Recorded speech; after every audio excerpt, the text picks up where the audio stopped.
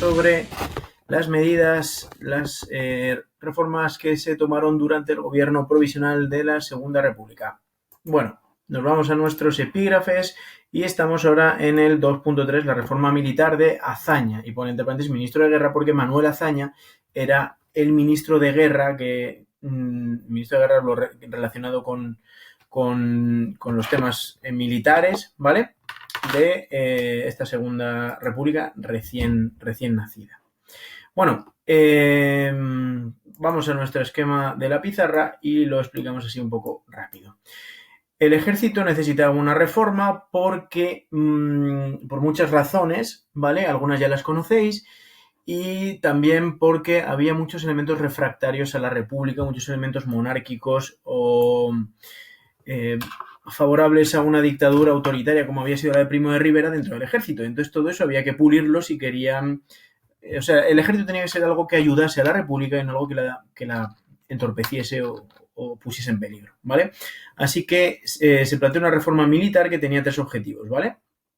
Acabar con la macrocefalia, ¿vale? Recordamos que había una ratio de oficiales por soldado que era pues absurda, ¿vale? Que tenía que ver con la Sefer, o en este dejar hacer que había adoptado Cánovas del Castillo durante el turnismo para un poco quitar un poco de influencia al ejército sobre la vida política, ¿vale? Y entonces se habían creado un montón de cargos intermedios, los ascensos se habían multiplicado, bueno, había demasiada oficialidad para un ejército del tamaño que era, ¿vale?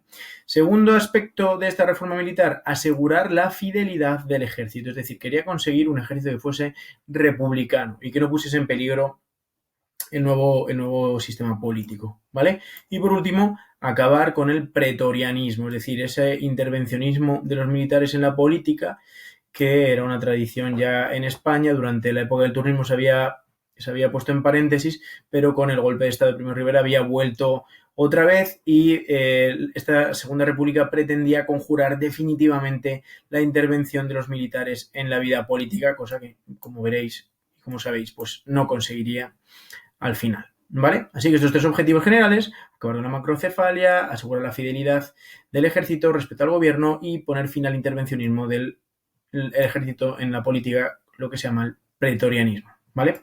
Bueno, ¿cómo hizo esto? Bueno, hizo varias cosas. Se creó una ley que se llamó Ley del Retiro de la Oficialidad, ¿vale? Que era una cosa bastante interesante si es que eras un oficial, ¿vale? Era que si te retirabas, si te ibas del ejército, te mantenían, ¿vale?, el sueldo. Váyase usted del ejército, jubílese, cógese la prejubilación y quédese con todo el sueldo. Es una buena oferta, ¿vale? Casi la mitad de la oficialidad aceptó. Algunos historiadores critican esta medida porque muchos militares con convicciones republicanas también se fueron, ¿vale? Entonces, muchos que eran muy refractarios a la República se quedaron. Entonces, bueno, tampoco fue muy eficaz para el tema de la fidelidad, ¿vale? Bueno, pero desde luego la macrocefalia y la ratio de oficiales por soldados, pues sí que se redujo, ¿vale? Bueno, se suprimieron ciertos rangos intermedios, cosa que hizo que algunos militares pues descendieran de rango, cosa que pues evidentemente les molestó y se creó pues un grupo de militares que no estaban contentos con lo que estaba pasando.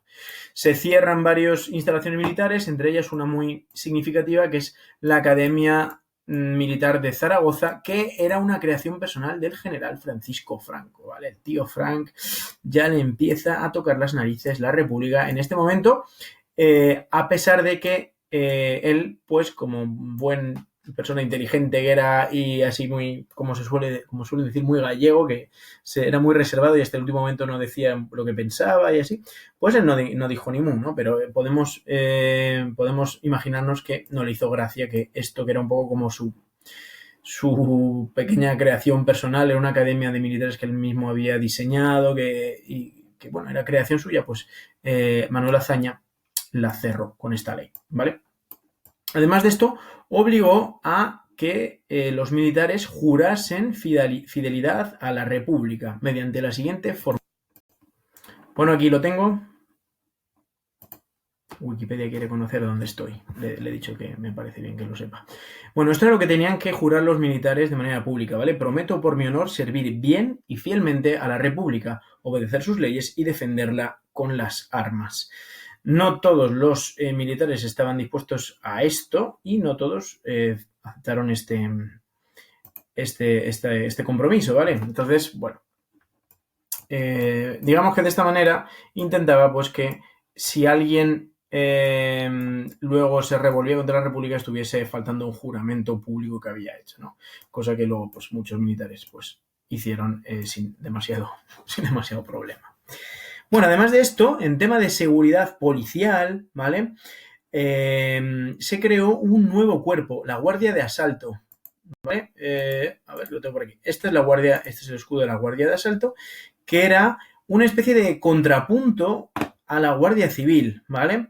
La Guardia Civil, que tenía una tradición pues muy católica, era un cuerpo muy tradicional, muy relacionado con el propio ejército, ¿vale? Pues muchos miembros, no todos, pero muchos miembros eran refractarios a la idea de haber quitado a la monarquía, ¿vale? Y el gobierno republicano conoce que tiene una policía que no está a partir un piñón con ellos, ¿vale? Y entonces va a crear un nuevo cuerpo que es una policía también con rangos militares, es decir, una especie de guardia civil, pero que es directamente se crea con el objetivo de defender a la República, ¿vale?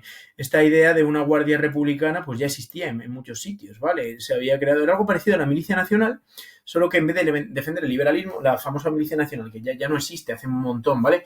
Pero es la misma idea. La Milicia Nacional era pues un grupo armado que se encargaba de defender los ideales liberales. Bueno, pues esto no era exactamente así, porque no es un grupo paramilitar, sino que es un grupo militar policial, ¿vale? Que se encarga de defender la República. ¿De acuerdo? Este es el uniforme de los guardias de asalto. Iban de azul, llevaban una gorra y tuvieron un papel muy importante, sobre todo al principio de la Guerra Civil. Vale, pues para que os hagáis una idea, esto debe ser de alguna película o algo así, pero bueno, para que os hagáis una idea de cómo iban vestidos los guardias de asalto. Bueno, pues ya está. A pesar de esto, la policía o sea, el ejército estaba muy relacionado con el sistema policial. De hecho, en el vídeo que hemos visto anteriormente, en el cual se quemaban los conventos, pues veíamos cómo había generales, digamos, gestionando las acciones policiales, algo que hoy en día pues no sería así. Si hubiese unos tumultos en Madrid, pues no habría ningún militar dirigiendo ahí las operaciones que hiciese falta. Yo sería la policía como un cuerpo autónomo. Sin embargo, aquí había capitanes generales que se encargaban de acciones que no eran puramente militares, sino también policiales. Bueno, estoy haciendo un poco de lío, no quiero liaros tanto, repetimos, ¿vale? Vamos a simplificar. Retiro de la oficialidad, con el fin de disminuir la macrocefalia, supresión de rangos intermedios, un poco para lo mismo, ¿vale? Cierre de academia y otros lugares. Yo pongo este porque es significativo, porque tenía que ver con Francisco Franco. Jura de fidelidad, ¿vale? Todo con estos objetivos. Y luego se crea en el plano policial un nuevo cuerpo, que es la Guardia de Asalto, que era un cuerpo militar policial que servía para defender directamente la República, ¿vale? Bueno, como podéis imaginar, todas estas medidas hubo muchos militares que no les parecieron bien, que les parecieron una agresión, ¿vale? Lo pongo aquí, muchos sectores militares consideraron todo esto directamente una agresión, un pasarse de la raya, un meterse donde no tocaba. Recordad que el ejército venía estando acostumbrado a una fuerte independencia, sobre todo a nivel, una autonomía interna muy fuerte desde el turnismo, ¿vale? Que de hecho había generado pues todos estos problemas. Bueno, aunque no está dentro del gobierno provisional, pero estos militares que ya vamos sumando, ¿no? A sectores un poco más tradicionales, más monárquicos, más reacios al cambio, y ya tenemos pues quemas de convento, estas reformas que a muchos no les gustan y otras cosas que vamos a ver un poquito más adelante, y ya va a haber muchos sectores dentro del propio ejército que van a empezar a no estar satisfechos con este régimen, incluso algunos de los que habían ayudado a traer el régimen, como podía ser el general Sanjurjo, pues muy rápidamente cambian de idea y ya van a aparecer en el mismo año 31 los primeros planes de golpes de Estado contra la República, ¿vale? Que tiene que ver con todo esto, ¿vale?